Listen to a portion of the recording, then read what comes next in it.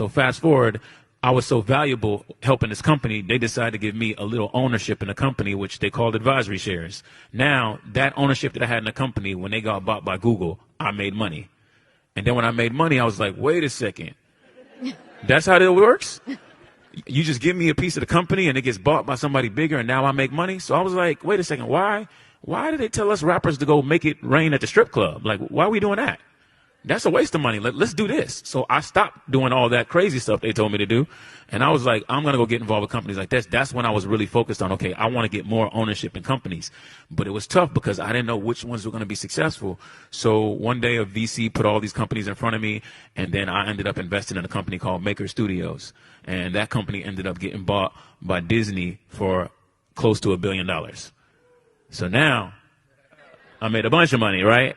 And I was like, wait a second, while I'm going doing that, I'm going to start doing this. And it just became. At the music industry differently, and all of my peers, I started focusing more on equity, right? I wasn't the guy that was going out and trying to chase a piece of a show that somebody's going to pay me $10,000 to do. I wanted to get a piece of the actual thing that was holding these buildings up. So I realized all these guys weren't thinking like that. And the way I got off of Universal when they didn't want to let me go is I told them, if you don't let me go, I'm going to go teach all these guys on the label how to do an audit. And they let me go because of that. They didn't want to pay all that money. So I was talking to my lawyer at the time, who's Don Passman, and he's, Oprah's lawyer. He doesn't have, rappers. I'm the only one. Mm-hmm. So I'm like, man, let's go do this tech stuff, man. There's this industry that's just cannibalizing this music industry. Let's go get involved in this stuff. And he wrote the book on the music industry, and he was like, I can get you out of this deal and get you to another deal, And I was like, I don't want to be in this place because it's designed for us to fail. We're chasing riches and not wealth. So I was like, so many people want that $100,000 check, man. Stop playing. Like, bro, what you make at your job right now? All right, now figure out a way to make that in the music. Stop trying to make $1 million. It's gonna come. You know what I'm saying? And then you got 100% equity in that. So once you get to 3,000-4,000, it can't do nothing but go up from there. I told my man, I just want to make.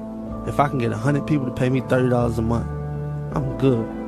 If I can get 100 of my followers, you know what I'm saying? You in this membership, it's $30 a month. You're gonna get a mixtape, and you're gonna get an album, and you're gonna get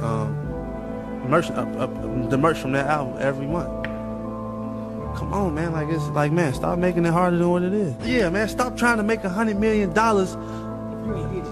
Yeah, man. Come on. Man. How you making a living right now, man? They used to call you the country artist on tour. Yeah, they thought, when I was on tour with Tupac, I come out when the lights still be on, and the guy introduced me, Mr. Peter Country Singer. I'm like, dude, don't do that. I'm a rapper. And so sometimes people will laugh at you, and I tell them, I say, you know what? Those who laugh last best. And I turned them laughs into selling 100 million of records independently.